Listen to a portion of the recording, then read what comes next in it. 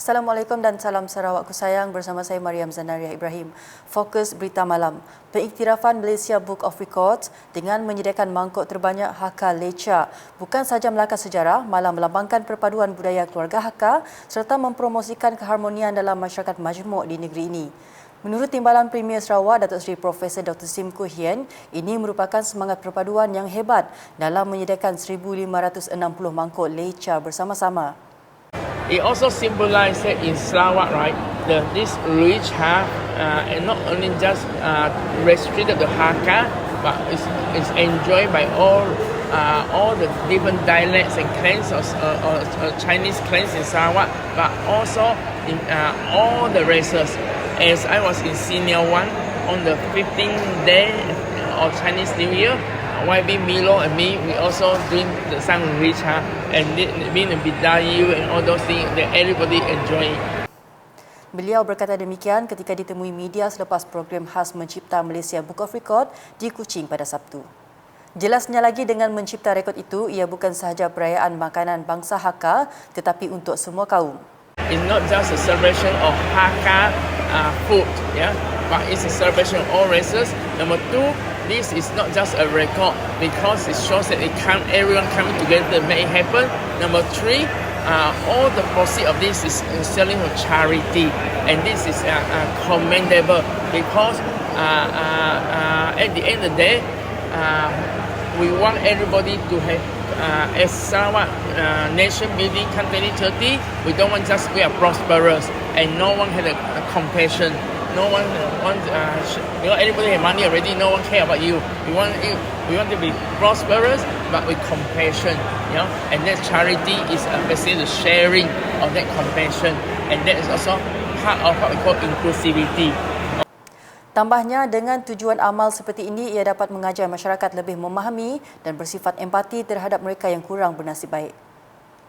Kepaparan di Miri, pakaian tradisional masyarakat Iban iaitu ngepan Iban perlu terus dipelihara dan dikekalkan. Timbalan Menteri Kesihatan Awam, Perumahan dan Kerajaan Tempatan Sarawak, Datuk Dr. Penguang Manggil berkata, ia adalah bagi memastikan pakaian tradisional itu tidak hilang ditelan zaman. Menurutnya, generasi muda masa ini perlu didedahkan dengan keunikan dan keistimewaan pakaian tradisional berkenaan.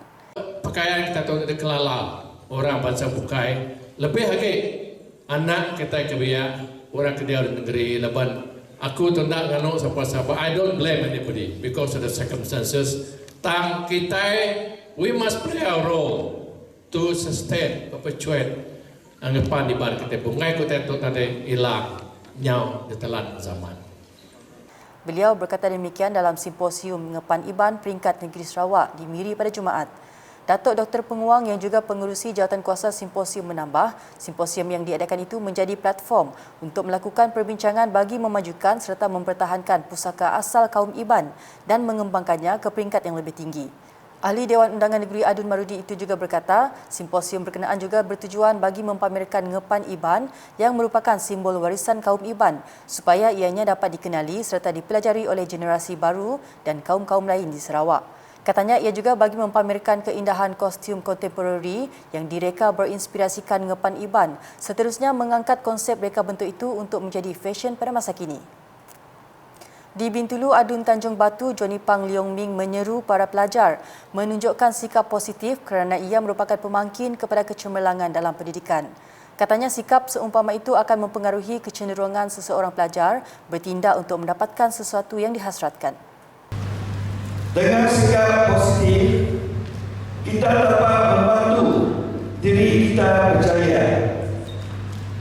Hanya melalui usaha yang dekat dan dengan memberikan segalanya dalam setiap tugasan, barulah kita boleh mencapai kejayaan. Beliau berkata demikian semasa berucap pada Majlis Anugerah Pelajar Cemerlang MAPC sesi 2022-2023 bertempat di Bintulu pada Khamis. Johnny Pang menambah sikap positif sememangnya diakui dapat menjadi pemangkin kejayaan seseorang, apatah lagi jika sikap ini dapat dijelmakan dalam pengurusan dan kehidupan bermasyarakat. Jelasnya lagi, sikap positif akan mendorong semangat kerja berpasukan yang lebih baik dan sudah pasti ia akan melahirkan lebih ramai individu, pekerja maupun masyarakat yang bersikap positif untuk mencapai sesuatu kejayaan yang diinginkan. Manakala di Simunjan, sambutan Tahun Baru Cina 2023 bagi kawasan Dewan Undangan Negeri Dun Simunjan telah berlangsung dengan meriah di Dewan Tokong Cina Pasar Simunjan pada Jumaat. Majlis menggabungkan masyarakat Cina anjuran 3 Jawatankuasa Kemajuan dan Keselamatan Kampung JKKK itu diserikan lagi dengan kehadiran Adun Simunjan, Aula Dris. Semasa berucap merasmikan majlis itu, Aula menyeru semua masyarakat agar meneruskan budaya saling membantu, hormat-menghormati dan berfikiran terbuka dari segi pergaulan, memandangkan kawasan itu mempunyai pelbagai bangsa dan agama. Sebagai rakyat di Simunjan, haruslah bantu-bantu, tolong-menolong untuk menjayakan pembangunan kita di daerah Simunjan. Pada malam ini, saya ingin mengucapkan tahniah dan syabas kepada ketiga-tiga jawatankuasa JKK di bawah pimpinan ketiga-tiga kepitan kita, kepitan PIN, kepitan TAN, kepitan LAN, kerana berjaya menganjurkan majlis makan malam Tahun Baru Cina 2023 pada malam ini dengan meriahnya. Pada majlis sama, Aula telah memperkenalkan pegawai daerah Simunjan yang baru, Seroji Ludin yang berpengalaman luas dalam membangunkan sesebuah daerah. Pelbagai persembahan telah diadakan oleh pihak penganjur bagi menghiburkan tetamu sekaligus merancakkan lagi majlis berkenaan. Beralih dengan laporan di Pusa, kawasan Batang Lupar mempunyai banyak potensi ekonomi dalam sektor pertanian dan perikanan yang boleh diterokai dan menjana pendapatan. Justru Ahli Parlimen Batang Lupar Muhammad Syafizan Kepli akan mengadakan perjumpaan bersama pihak Kawasan Pembangunan Pertanian Bersepadu IADA bagi mencari jalan untuk memajukan sektor pertanian dan perikanan di kawasannya. Kemarin saya telah berjumpa ataupun bertemu dengan pihak IADA untuk bercakap dan selepas di Sarawak banyak bantuan-bantuan yang ditawarkan oleh IADA, terutama dari segi perikanan, dari segi irigasi dan sebagainya. Jadi saya ingin untuk bekerjasama dengan IADA untuk melihat potensi-potensi yang ada di kampung Lading di daerah kecil dan daerah pusat dibangun dan semampu yang mungkin mencakupi kawasan-kawasan IADA di Batang Lupar. Selepas ini saya akan bertemu lagi sekali dengan pengarah IADA di Sarawak untuk membawa beliau turun ke kawasan melihat potensi-potensi peniaga-peniaga ataupun usahawan-usahawan yang berada di kawasan UP dan kawasan Batang. Beliau berkata demikian kepada Unit Komunikasi Awam Sarawak UKAS pada Majlis Graduasi Tingkatan 5 SMK Beladin Pusa pada Jumaat. Sementara itu, beliau mengingati pelajar supaya mengutamakan pendidikan kerana ia mampu mengubah taraf kehidupan diri dan keluarga. Pada majlis sama, Syafizan mengumumkan sumbangan sebanyak RM10,000 untuk SMK Beladin. Seterusnya, pelantikan Pengerusi Sarawak Energi Berhad Datuk Amar Abdul Hamid Sepawi sebagai anggota Badan Penasihat Khas Menteri Kewangan akan memberi kelebihan kepada Kerajaan Persekutuan dan Kerajaan Sarawak.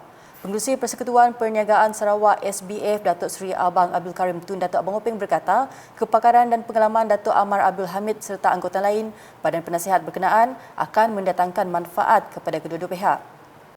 For Sarawak, I think we hope that Dato' Hamid will be in a position to also highlight to the government any issue we regard policy lah. Both ways, I think will be benefiting lah. So in that case, I believe there will be a win-win by his appointment as an advisor to the EM. Benefit to the federal government as well as benefit to the state. Beliau berkata demikian ketika dihubungi Unit Komunikasi Awam Sarawak UKAS pada Jumaat. Dalam pada itu, Datuk Seri Abang Abdul Karim berkata, pelantikan tokoh korporat Sarawak itu sangat dialu-alukan oleh warga Sarawak. We in Sarawak in particular welcome this appointment, and because I think what you call that Amit was appointed in his capacity as chairman of the Sarawak Energy Berhad. Because I believe maybe the Prime Minister feel that what you call they need more someone from this sector to be one of his advisors, because energy is so important in terms of our development in Malaysia and also Sarawak. And Dato' Abdul, the vast experience in this, being what you call chairman of the Sarawak Energy. So I believe that is good for Sarawak. Sekian edisi malam bersama saya, Mariam Zanaria. Berita lebih lanjut boleh didapati di semua platform media sosial UKAS, termasuk portal UKAS.Sarawak.gov.my dan UKAS channel di YouTube. #Menyebar Fakta, salam UKAS.